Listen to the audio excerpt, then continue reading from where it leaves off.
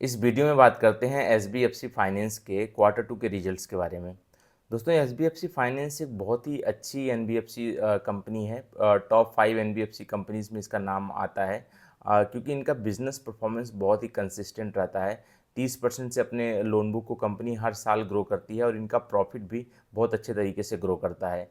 ये इनका अगर हम प्रोडक्ट मिक्स देखें तो ये कंपनी एमएसएमई लोन देती है। 84% इनका लोन जो जो लोन है वो एमएसएमई कस्टमर्स को जाता है, जो कस्टमर छोटे बिजनेसेस वगैरह चलाते हैं, छोटे मोटे फैक्ट्रीज चलाते हैं, तो उनको ये कंपनी लोन देती है। वो भी लोन सिक्योर लोन होता है, यानी loan against property, lap loan देते हैं ये।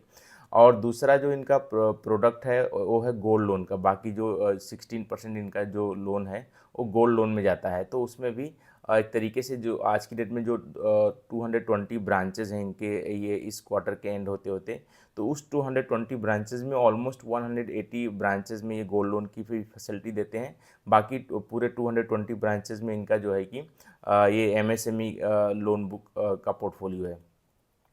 तो जैसा कि मैंने बताया कि हर साल कंपनी का लोन बुक बहुत अच्छे तरीके से ग्रो करता है। इस क्वार्टर में भी देखेंगे तो इनका जो लोन बुक है ईयर ऑन ईयर बेसिस पे 29% से ग्रो किया है। इनके पैट में भी 30% की ग्रोथ है।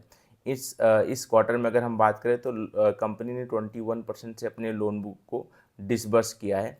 और कंपनी का यील्ड जो है, जो इंटरेस्ट चार्ज करते हैं, उसमें भी हमें थोड़ा सा बूस्ट देखने को मिल रहा है, यानी अपने यील्ड को थोड़ा सा कंपनी ने बढ़ाया है।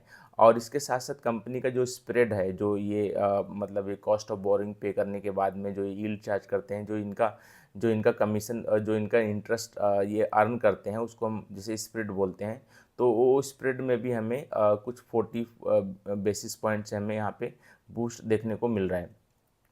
बाकी यहाँ पे एक कंसर्न थोड़ा सा रेज हुआ है इस कंपनी के साथ में, पिछले 2 क्वार्टर में इनका जो 1+ डीपीडी बकेट है उसमें थोड़ा सा यहाँ पे पेमेंट्स डिले हो रही हैं। कुछ वहाँ से कुछ कस्टमर ग्रेजुएट होके जीएनपीए बन रहा है, लेकिन लेकिन ये प्रॉब्लम्स कुछ स्टेट तक ही एक तरीके से आप बोल सकते हो कि लिमिटेड है। जैसे कि कर्नाटका का प्रॉब्लम्स है ये।